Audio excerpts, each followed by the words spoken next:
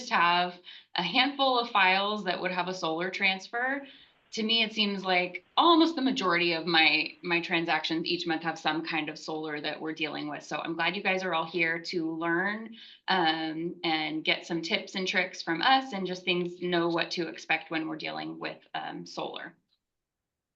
So first we're talking about how is it going to affect your escrow. So when you get your prelim and you're looking through the exceptions that are on there, if you see a notice of solar contract or a UCC financing statement, then you know that you are dealing with either a solar lease or a solar power purchase agreement or a solar loan.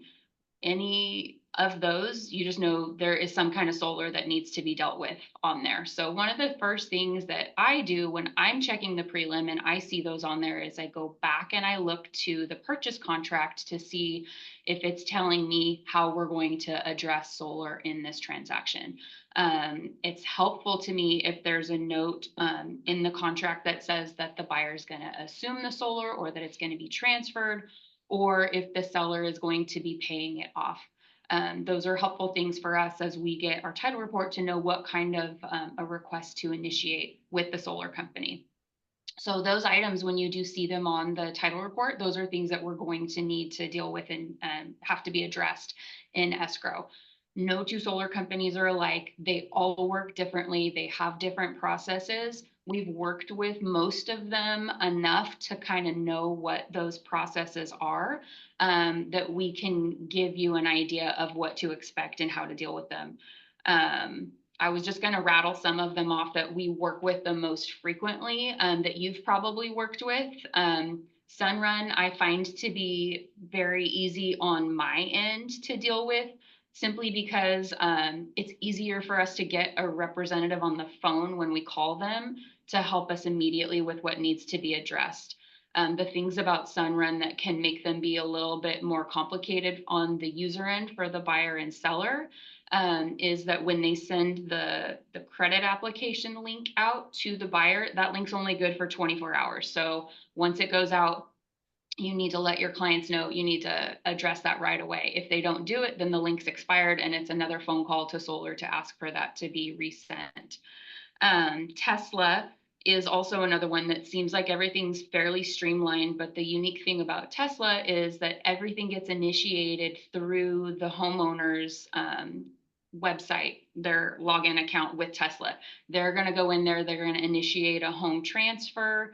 They're going to have to input the buyer's contact information, escrow information, and then Tesla sends everything out automatically to the buyer and seller. And then once it's all signed and completed, it comes to us. Spruce Power kind of makes me grind my teeth a little bit when I see those, just because I know that they have such very long turn times. Every single step that goes with them. So you give them the contact information. It's going to be 3 to 5 business days before they get to the next step to send out the information for the credit application. They get that back another 3 to 5 business days before they'll prepare the transfer agreement. 3 to 5 business days, everything, every part of it is 3 to 5 business days, which can add up if people are going to sit on that information before sending it back. I know a lot of times buyers are hesitant to get too far down the road on the solar transfer because they want to wait and see how the home inspection goes or how the appraisal goes. But I will say with some of these companies, it will end up causing a delay in your closing if you wait too long to get started on the solar documentation. Sunnova is another one that sends everything out directly that we can call and initiate. But they are also one where the seller is going to have to call in and authorize escrow to be able to call and speak with them. And then there's timeframes on how quickly the buyer can get back on the credit application and things like that. SunPower is an interesting one because we have learned Back. that SunPower filed bankruptcy in early August. And so they have a new company that's taking over for them. But for now, we have been told that they still have an internal department at SunPower that's going to be processing the solar transfers and requests. We'll see. We haven't been able to get anybody on the phone over there. You have to leave a message and they say they'll get back. I have one file that I'm supposed to get a response today on our request. So we'll see what happens with that. But that's going to be a tricky one. And we'll talk about that a little bit later in the presentation about what we can do when things like that happen. The other two that come up oftentimes just as a financing statement are Solar Mosaic and Technology Credit Union, and those are solar loans. So when those are going to get transferred, the buyer is actually going to be assuming the solar loan, and that process goes directly through that company. I think with Technology Credit Union, when they assume that, they have to actually become a member of that credit union to be able to assume the loan. And there's just a lot of different processes to those. Kind of with all of them, they do still have longer turn times. So like I said, it is something that we want to jump on early on in the transaction to make sure that it doesn't cause any delays. What are questions that I should be asking and information I should gather at the listing appointment? So questions that we suggest that you ask your client is the solar leased or owned? Some people have owned solar, but there's still a loan that's associated with it. It'll be sometimes an unsecured loan. Sometimes it's a loan that's on the property in a second mortgage or a financing statement. So good to kind of find out from them what they have. If they have a lease or a power purchase agreement, definitely get a copy of that. Keep it handy because the buyer's lender is going to need to see that. And it's a lot easier if the seller has it and we can just share it than trying to call the solar company to obtain a copy of it. So if you can get that at the listing appointment, that's very helpful.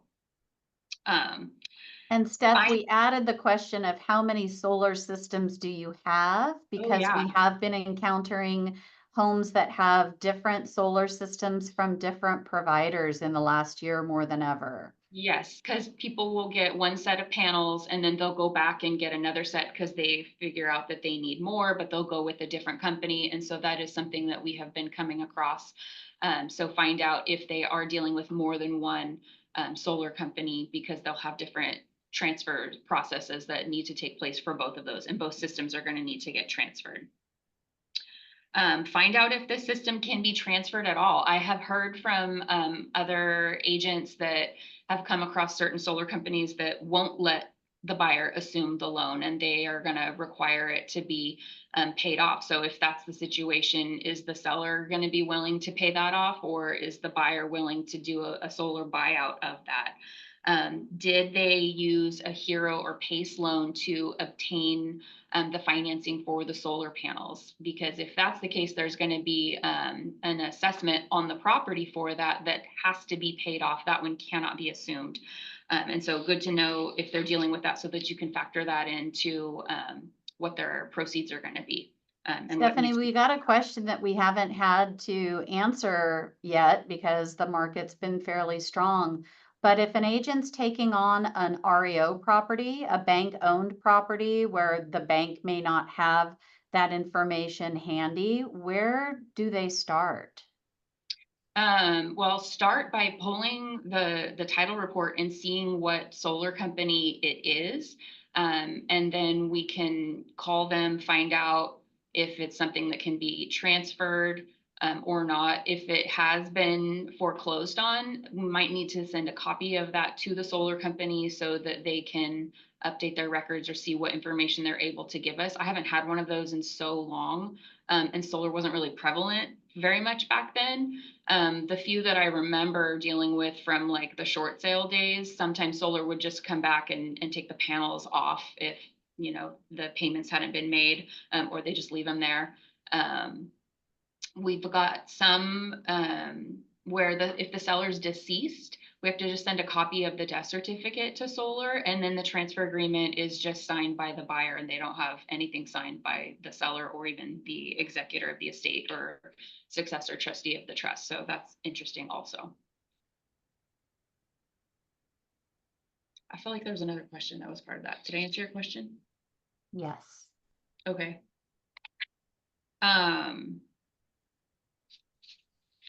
Oh, so this is one of the reasons why, factors to consider if the transfer is leased solar. This is why we say to get a copy of the solar contract or the lease agreement, because the buyer's lender is going to need to know what the payment amounts are so that they can factor those into qualifying the buyer and approving them. The buyer usually has to do a credit check by the solar company. And so they'll have to keep the lender in the loop on that. And so that's the one, like I was talking about, Sunrun sends that link out that the buyer has to complete within 24 hours. I've had some files where the buyer wasn't super tech savvy and they wanted to just print out the application and send it back, and they rejected that. They only accept it when it's filled out on their link. Spruce Power sends a form to actually be printed and filled out, has to be wet signed. It can't be docu-signed, and then you send it to them directly. So like I said, everybody's got their own little processes and quirks. And the part that can be frustrating sometimes is that you'll think you've completed something, submitted it off, and you don't hear back from solar if it wasn't done properly. You just have to call back a few days later if you haven't heard anything, and then they'll say, oh well, you forgot to put this date or sign it in this way, and then you have to resubmit it. So that's the part that we have found to be very frustrating, is that they don't let you know when something's missing or filled out incorrectly, and it just takes constant follow-up. So that's something to be aware of.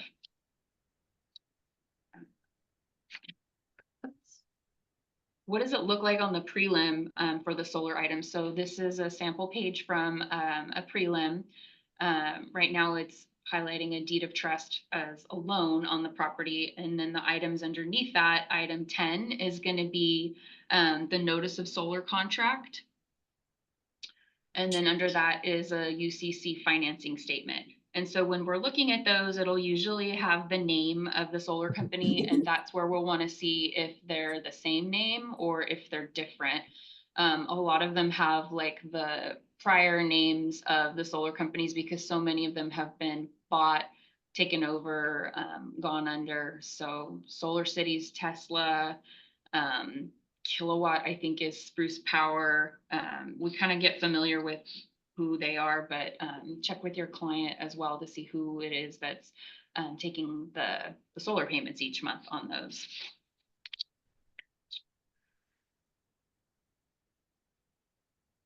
Steps in the transfer of leased solar.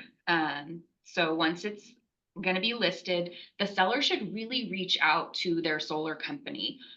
Say, I'm selling my home. We're going to be doing a transfer to the buyer. Can you let me know what the process is for that? Is there anything I need to do now? A lot of times, if you have pre-opened your escrow, go ahead and have your seller pre-authorize yourself as a contact to be able to call and get updates, and then also your escrow officer. So that once we are in escrow, we have the ability to call and get information on the transfer. When we do have an accepted contract and we've updated our title report, we will usually initiate the transfer process if it's something that we can do on our end. A lot of them have a website that you can input the information to start the transfer process. Some of them have a form that has to be filled out and sent back. Like I said, Tesla is one that the seller is going to need to initiate on their online, excuse me, Tesla account. So in that situation, when it's Tesla Solar, we do have to pass along the buyer's contact information to the seller so that they can input that, which I know is not something that we typically do, but in that case, it's required for that. The solar company is going to perform the credit check. Sunrun usually sends everything out at the same time. They'll send the transfer agreement out to the buyer and seller, and they'll also send the credit application out just so that everything's in process and getting work done. Other solar companies are going to wait to send the transfer agreement out until after the credit application has been sent and comes back passed. If for some reason the buyer does not pass the credit application, they do have steps in place for alternatives. Sometimes they'll require that the buyer pay like $1,000 of like a deposit that gets paid to the solar company, and they'll use that kind of to hold on the account. Some of them have you like prepay 6 months worth of solar payments, things like that. So there are ways around that. a lot of investors that purchase in their LLC, they'll usually have to do the $1,000 for solar for that reason. Transfer agreement's going to get sent out. And then once those documents have all been signed and the credit application's completed, then Solar's going to send the releases to us. Some of them send them to us before we close. Sunrun usually sends them after the close of escrow, after we've notified them that the sale has taken place. Others record them themselves. And so I know sometimes that's an item that can get us held up at funding because the lender wants to see an actual copy of that release, or Solar's countersigned transfer agreement where the solar company has signed it. But most of them won't sign that until after the escrow's closed. So we just usually have to send a copy of that to the lender, let them know what the process is, and we can usually get past that. Factors to consider in the transfer if it's owned solar. I love owned solar. It's my favorite. If the solar's free and clear, there's not going to be anything on the prelim. So that's my favorite question is the appraiser's gone out to the property and they see that there's solar panels and we need, proof that this is owned solar. And it's like, well, did you look at your prelim? If there's no solar listed on the prelim, then odds are it's owned solar. Is that the same information that, the agent and the seller has provided? Then we're good. I always think it's funny when I'm told like, oh yeah, the appraiser has seen that it's leased solar. Somebody please explain to me what a leased solar panel looks like on a house compared to an owned solar panel, because I don't know. I would love to know. We do Um, have one caveat on that though. If the property just had sold recently, like within, yes, I say recent, but 6 months or so, we have found circumstances where the solar company has not recorded the new UCC yet because yes. they are running so far behind. So take that into consideration. Was the property listed recently? If you've got access to MLS, see what the description of the solar was in the prior listing. Just educate yourself as much as possible to avoid potential headaches or surprises down the road. Yeah, and ask your seller, are you making payments to solar? If they're making payments, then it's not owned solar, and we know that there's some kind of transfer that needs to take place. And during COVID, like that was when it was the worst because everybody was so busy that solar was so behind on recording notices. A lot of people were getting new systems that there were transfers that were taking place, but there's no solar documents recorded on the prelim whatsoever. So yes, it's a good reminder to still ask those questions. And then if something's missing on the prelim, ask us. We have run into situations where solar put like the wrong lot number on a legal description or the property address was transposed or something. And so it didn't pull up on our prelim because of that. But we still had to proceed with the transfer and get the paperwork done. And then they corrected it after the fact. So that's something to look for as well. If there's still money that's owed to the solar company, I've run into this a few times. So if the seller had gotten some kind of an unsecured loan to obtain their solar panels, it's owned solar in the sense that there's nothing recorded on the prelim, but I often get asked to pay off that unsecured solar loan. And as a rule, title companies don't pay off unsecured debt for the seller. We only pay it if it's for the buyer as a requirement of their lender and their lender's instructions for things like credit card debt and things like that. However, if it is a requirement of the buyer's lender that that unsecured solar loan be paid off in escrow, then we can pay that off. But it needs to be explicitly listed in the lender's instructions, and then an addendum to the contract needs to be prepared to state that as well. And then we'll have the seller obtain the payoff for us on that. So I do get asked Stephanie, that. we have a question in the chat. Is there a form or can a form be created to be completed by the listing agent, information about the solar company and other information that will help expedite the process for escrow? I mean, I know that our documents, we have a form that asks about that. I don't know, Jen, I can send it to you and see if that's something that we're able to share that they could have their clients complete at a listing appointment. Okay, and we have a basic questionnaire on our Chicago Title Library, so I will send that out with the recording as well. It doesn't cover everything, but it does have some good questions to ask. The other question I get asked a lot on owned solar is if we handle the transfer, and there really is not a transfer on owned solar because it's owned. There are, however, transfers of the warranty for the solar if there's still an existing warranty, but that's not something that gets transferred by us or even during escrow.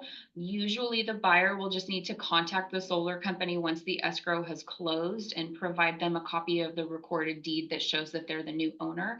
And then they'll transfer that warranty into the new owner's name. Factors to consider if the transfer is with Hero, Pace, or Y-Green. The Hero and the Pace loans, those are the ones that are included in the property taxes. And so the thing to consider about those is that they have to be paid off at closing. So this is a type that cannot be assumed by the buyer. And some of them, like Y-Green, we have to pay the full year's property taxes. So even if it's the time of year, like if it's November or December, where we typically are only going to pay current the first installment of the property taxes at the close of escrow, if the property has that type of special assessment to collect for the solar, then we've got to pay the first and second installment, and we'll just prorate accordingly based on the time of year that we're closing escrow. But that is something to think about because the buyer's going to need to basically be reimbursing the seller for just the property tax portion of that second installment, since it's going to cover the time period that the buyer will have owned the property. So if the buyer wasn't planning on paying the taxes just yet, that's something for them to consider because it'll be included in their closing costs when we close the escrow. I know there was a time, I think it hasn't been like this since about 2018 when you could actually have the buyer assume these types of loans, but that went away. So if there's a Hero, Pace, or Y-Green, it has to get paid off at closing. And the thing I wanted to point out about those, which I know in the next slide, Jen's got some examples, is sometimes they don't stand out as easily on the prelim, just because I know we're all used to looking for something that says a lien or a deed of trust or where the item shows up on the prelim. So sometimes those Hero and Pace assessments can show up right behind the property taxes on the prelim, and sometimes they're further down in the exceptions. But you're going to look for something like this when I think when Jen gets her sample up there, where it shows it as an assessment. And it'll have the amount of the assessment of what's collected in the tax bill. But one easy way for you to not miss these is if you utilize that super cool live link on your prelim, click on that and it pulls up the color coded exceptions so that you can easily identify the things that are in red that need to get addressed and might be more of an issue. So use that to help you identify if there's a Hero or Pace on there. And it's going to show the amount that's collected annually in the property taxes. As well as you can click on the link to pull up a copy of the actual assessment so you can see what the total amount initially was on that. We still have to get payoffs for those, but that'll give you a ballpark idea of what you're dealing with.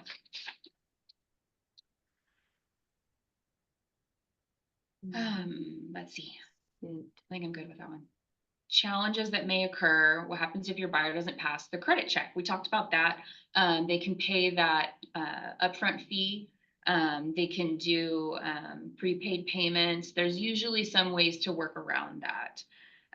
What happens if the solar company is running behind and the transfers don't go out on time? So this is something that we're dealing with right now with SunPower with their bankruptcy, is we're not really getting good responses from them. We're told they're still working on them, but like I said, hopefully I get mine back today that's due.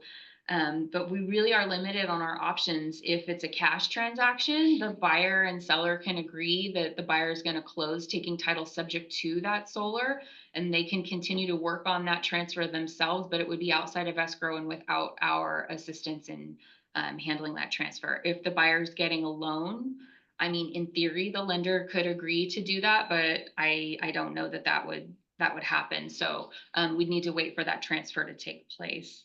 How about who pays the transfer fee if it's not addressed in the contract?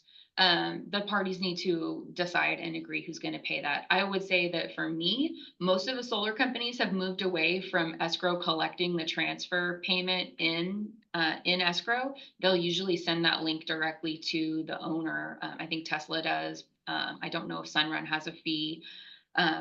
But usually they'll send that out directly. Spruce Power, they'll have you call in to pay over the phone, or sometimes they'll let that get paid through escrow. So that's the way the transfer fee goes.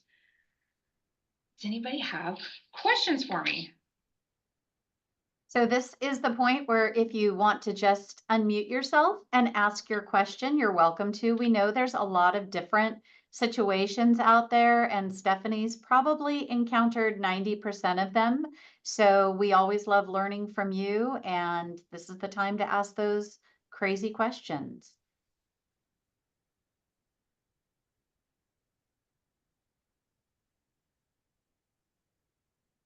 I do have a quick question about a lease.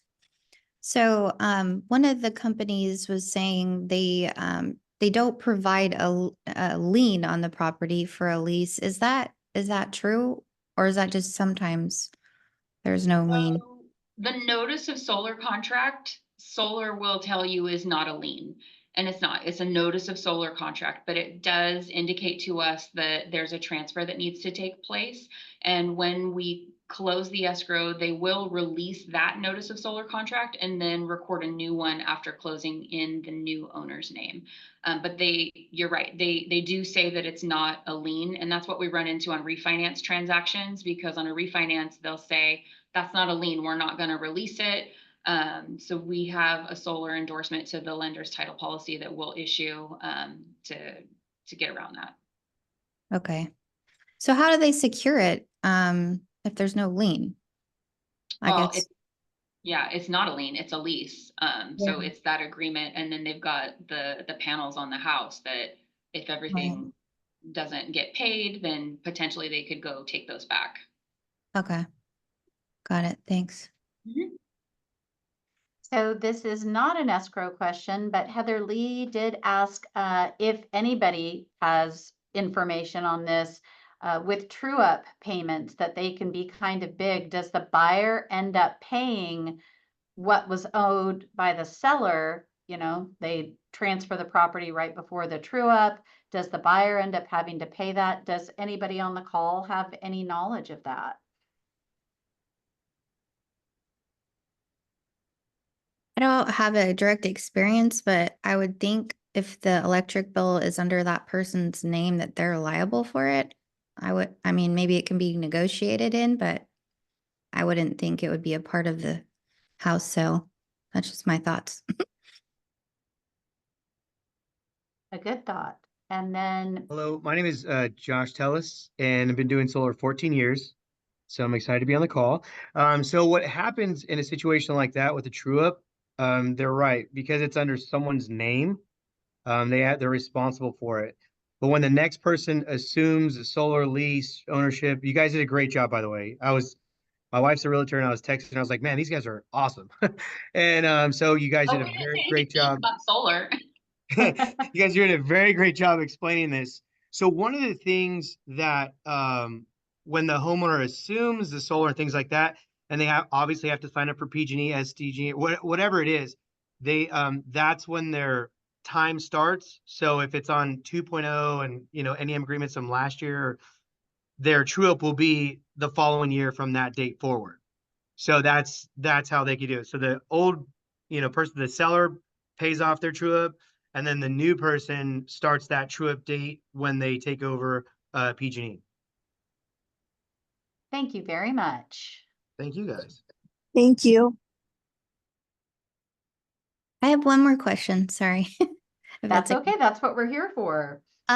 So what if in an offer you got where they want to have the seller prepay the solar lease for the remainder of the lease term? Would that be provided as like a credit or like a concession type? Or like would the lender look at that funny, as far as like a credit goes for for that? Or I'm just wondering how that would what bucket that would go into if that We was would something. usually get that amount from Solar for the prepay, and then we would just debit the seller and issue a check to the solar company at closing for that. Okay. Okay, thanks. Mhm. Hey, Stephanie, we talked about the transfer fee on the solar. What is the typical fee on that? So these agents can put that on their net sheets if the seller's gonna pay. Usually like $300 to $500. Okay. Spruce Power, it goes up if you want things faster. They have rush fees. Oh my gosh, yeah, I don't even want to say what they are. All right, good to know. So Vera's saying she's still not sure what we do in the event of a foreclosure. The bank has no knowledge and companies will not discuss. So what are the options? Obviously, that's probably not entirely within our escrow realm. So hopefully we're not going to experience another huge volume of REOs. It's definitely something to talk with whatever bank has gone through that process.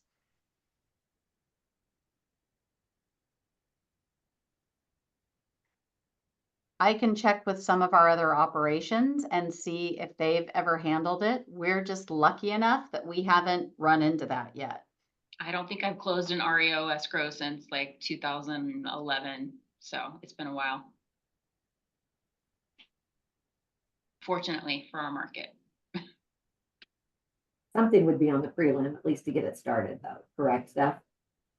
Yeah, know what you're dealing with. And Gail in our customer service department, she's super helpful for me, even if somebody has a listing appointment that they're going to and they want to know what kind of solar they're dealing with, she can search and get copies of those for them right away, faster than it would be for us to order the prelim. So she's always a valuable resource for us in that way.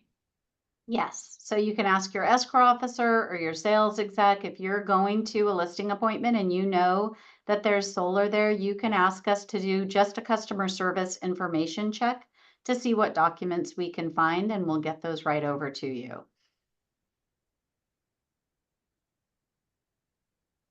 Okay, there's a request to say, could Joshua tell us, go over the PG&E true up on a rental property where the tenant was paying the PG&E? Does the tenant get billed for the portion that they owe at the time they close out the account? Yes, so because it's gonna be the same thing, because the PG&E is under their name, they're responsible for paying it off. They're responsible for taking care of it.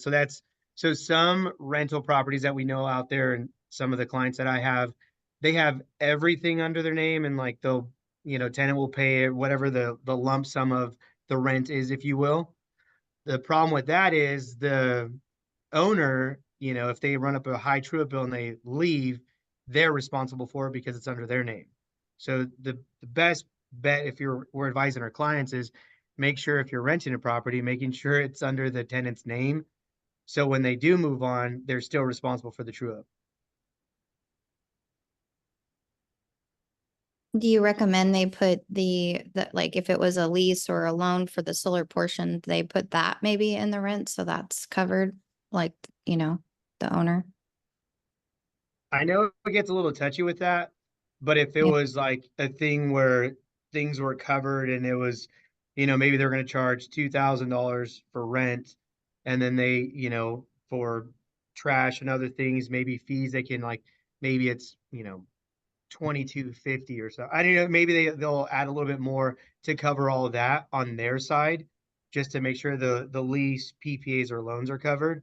I've heard of that before. But state of California, I think they have to be careful of actually charging for power.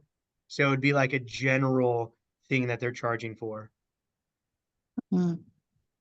So Stephanie, we do have one more question. When there are solar issues or problems, how long are you finding it typically extends the escrow time? I know you talked about with one of the companies, it feels like it's kind of little tiny 3 days more, 3 days more, 3 days more. But do you have kind of an average of the time that you've spent chasing down solar stuff when things aren't resolved at the end? I mean, I haven't really seen anything get past like I've never seen it go a week, but that's just because usually we're working on it and we get to that point. I think the times when it'll catch us off guard is if maybe everybody has agreed to move the closing date up and they just haven't told us, and so we hadn't given that date to the solar company. But some of them, they'll usually get it done for us. You can get an account manager involved. And then, like I said, there are some that will just charge a rush fee to get it in. So generally, I have only seen it get past the closing date by like a couple days. But as you guys know, if you're dealing with contingent sales and things like that, even a couple days is very stressful. So just try to avoid that.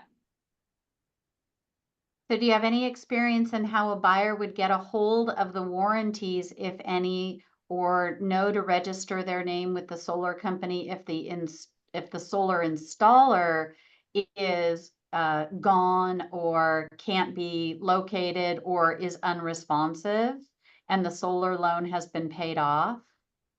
I don't have experience with that because those are usually things that take place after the close of escrow.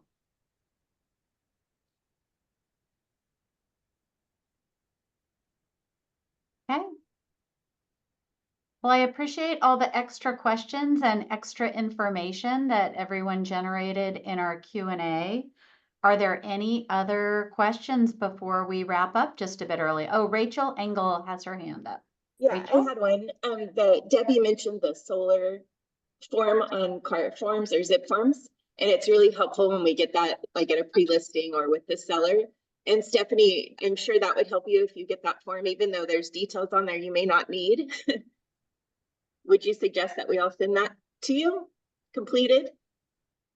Yeah, maybe. I don't think if I've seen that one before, but It's a questionnaire that almost covers all the questions that you had, and it's for the seller. It's a fairly new, I mean, it might be a year or two old, and the acronym is SOLAR. It just spells out the word, and it asks the seller, how many panels do you have? Do you pay? Is it leased? Is it owned? Because a lot of sellers say, yeah, it's owned, but it's not paid off. They don't, they'll say it's owned, and then we see they've got this huge balance. Rachel, can you send Stephanie a blank one? Sure. Yeah, just so she can look at it. Thanks, Rachel. And that form is now required in our company for our transactions, so it should be helpful. I think most people are using it now. Fantastic. Oh, I'm going to stop sharing.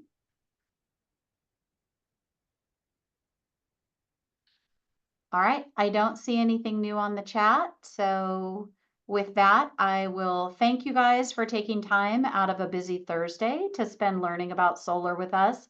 As always, if we jump off the call and you're like, shoot, I forgot to ask about this, or I forgot to ask about this, don't hesitate to reach out to your sales execs or directly to Stephanie. We are 100% here for you with that and all your burning title and escrow questions. So we will be sending out a recording of this a little bit later today. And as always, things are posted on our YouTube channel, which is Chicago Title Fresno Madera. If you subscribe, you will never miss a recorded webinar that we do. And we are always also open to your suggestions for what else you'd like to learn.